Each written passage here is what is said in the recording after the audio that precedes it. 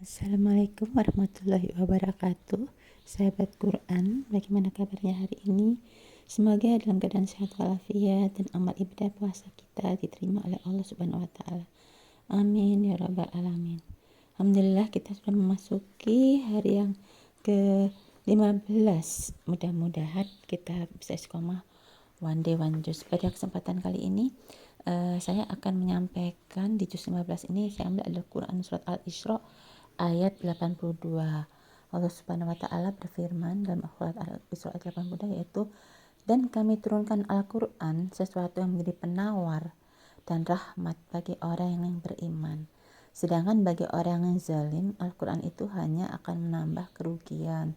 Jadi ayat ini tuh yang jadikan landasan untuk para peruqyah. Kadang-kadang dia memakai Al-Quran tuh untuk menyembuhkan bagi segala macam penyakit.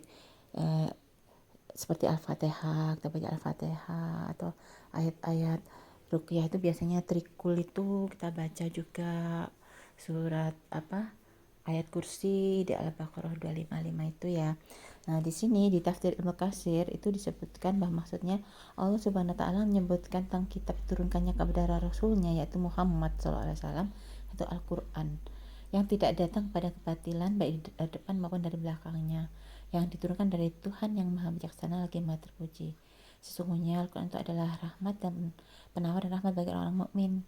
Ia dapat melenyapkan berbagai macam penyakit hati, antara lain keraguan, kemunafikan, kemusyrikan, dan menyimpang dari perkara yang hak serta cenderung kepada yang batil.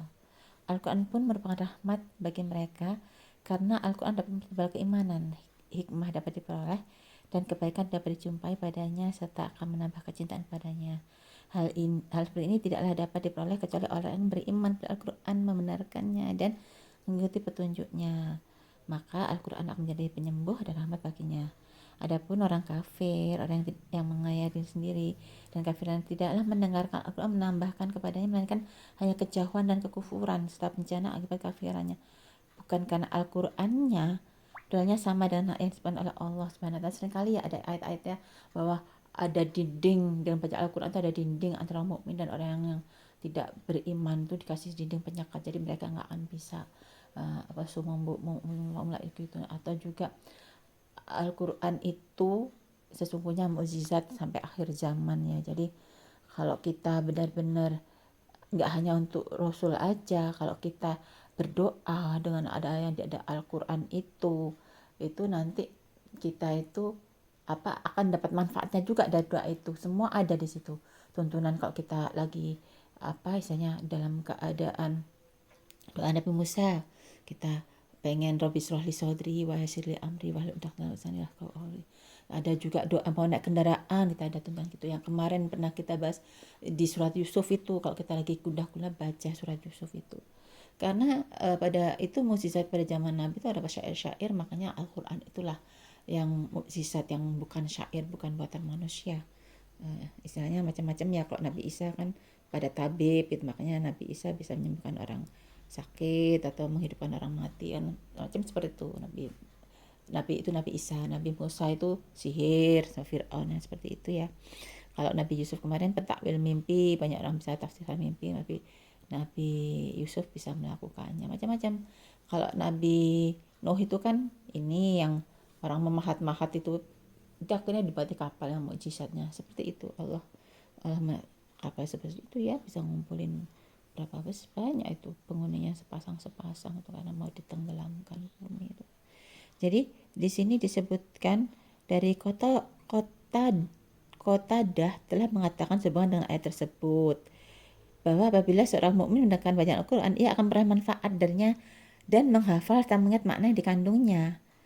Tidaklah menambah kepada orang yang zalim selain kerugian. Ini orang yang aneh tidak dapat apa-apa di Al-Quran, dia nggak dapat karena Al-Quran semuanya dari Allah. Dan makanya kita harus takut ya, berdoa kepada Allah, jangan sampai kita mendengar Al-Quran kita nggak dapat apa-apa, berarti kan Allah nggak mau Al-Quran sama kita itu. Al-Quran itu mulia dari Allah, mahfuz. Jadi apalagi ini adalah bulan Al-Quran, bulan turunannya Al-Quran. Jadi ya mudah-mudahan kita bersihkan semua diri kita, hati kita semuanya dengan Al-Quran. Percayalah Al-Quran itu adalah, di sini Allah udah menggaransi Maha benar Allah dan segala firman-Nya itu sebagai penawar, itu obat dan rahmat bagi orang beriman. Barangkali begitu aja, lebih kurang mohon maaf. Kami akhiri doa dengan doa kafaratul masjid. Subhanakallah wa bihamdika asyhadu an la ilaha illa anta astaghfiruka wa atubu ilaik. Assalamualaikum.